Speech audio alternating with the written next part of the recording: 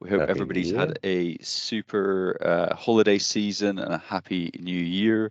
We realize that there's a lot of you not even back to work yet, so thanks if you've been able to join us. And yeah, happy new year. Tony and I are in different parts of the world. Tony's got up really early. He's home in Australia, been visiting family over Christmas. So thanks, Tony, for getting up so early. I It's all hope you good. had a good Hogmanay. It Do you know has what a been a good Hogmanay hobby. is? Well, I didn't until I started working for this company, but I suppose it's now New Year's, but it still doesn't quite happen on New Year's. I've never understood the dates. It's actually the day after. What So is it? Hogmanay is the 31st, yeah. So Hogmanay is specifically the celebration on the 31st, the day before New Year's Day, and it's a Scottish celebration of the new year, and it tends to involve dancing, a little bit of alcohol, and staying up pretty late into the new year. Um, and it's kind of one half, and the other half of the kind of Hogmanay New Year's traditions in Scotland is giving first fruits. So on the morning of New Year's Day, you go and visit your family and your friends very early in the morning, and you bring them some coal, Oh, some coal. a lump of coal. Yeah. Oh, So that's the Scottish tradition. So not very we green. hope that and I, even though I'm in Scotland just now, I wasn't in Scotland. I was away with family out of Scotland as well. So I probably had maybe a more normal. It was quite a quiet Hogmanay this time, and we ended up watching some really bad French TV as the bells came in. But we did stay up and watch the Hogmanay bit from Scotland the hour later. You get two Hogmanays when you're away. Yes, yes. I probably had three of them. I had one for here in Yeah. Australia, one for the UK, one for home, one for everywhere. So, as I say, hope everybody had a great New Year, a little bit of a break. I hope everybody's psyched for getting back into the run of things, back into projects kicking off, starting up again. Um, Supply chain still a big issue. Um, and I think going to continue to be a big issue with the news coming from China of more shutdowns. So I think we still have a challenging year in terms of supply chains. Hopefully, some of those things we can help with some of our software solutions. We're not really talking about anything super new today, new arrivals. But what I put on the agenda today was to talk through the fact that we're going to be exhibiting at ISE in the end of this month. We will have, I've got a little, here we go, I've got a little image of our stand. Now, obviously, LCD is a small business. We will not have quite as big a stand as Crestron's, but we will pack a lot of punch into it. We're going to have demos of a lot of our different driver solutions, including the intercom solution with third-party handsets on show as well. So if you want to Mm.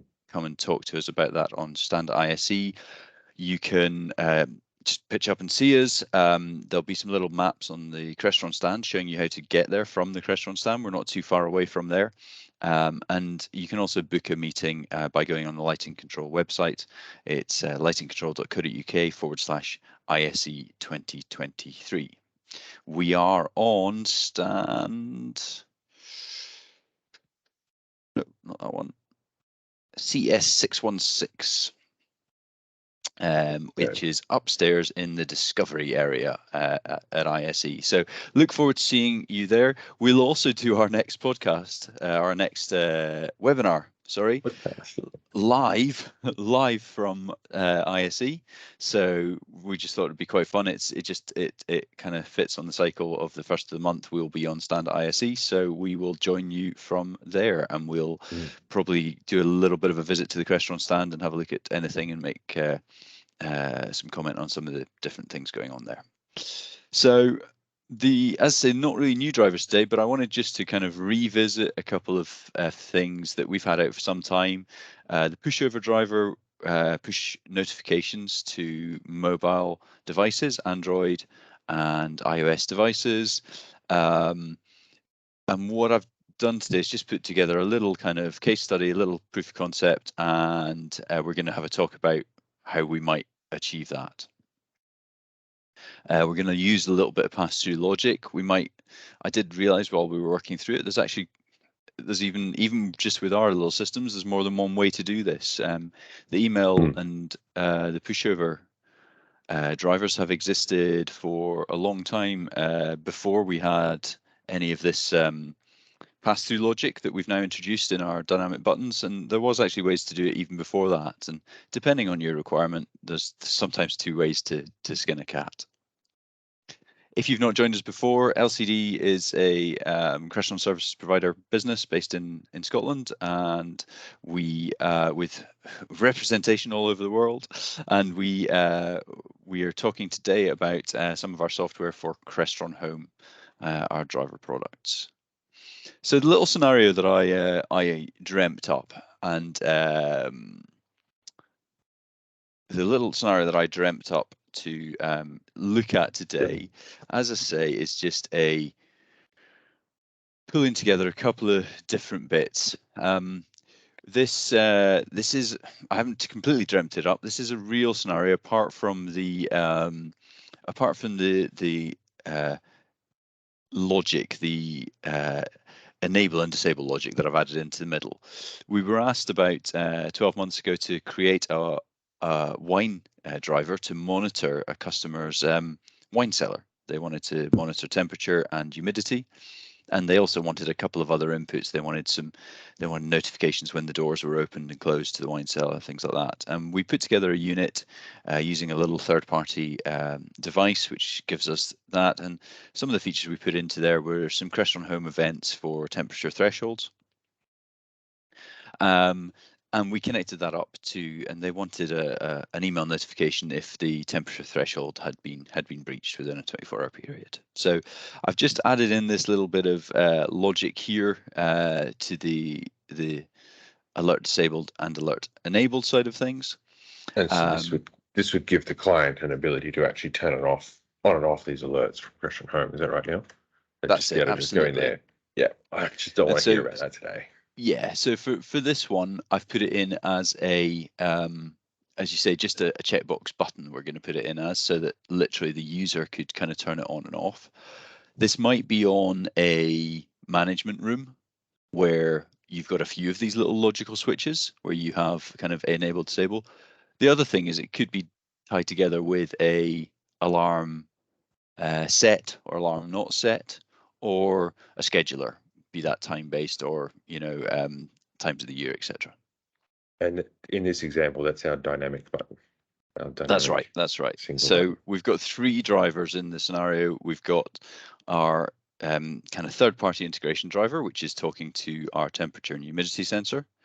We then have our dynamic button driver, which is doing button on, button off.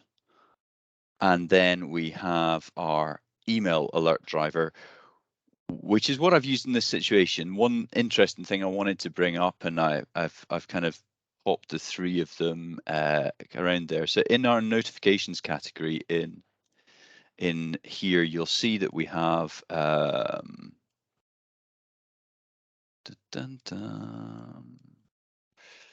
I go and I'll look in our notifications category, you'll see that you've got email, IFTTT, and pushover. Mm-hmm. One of the things about these are largely kind of interchangeable. So if we wanted our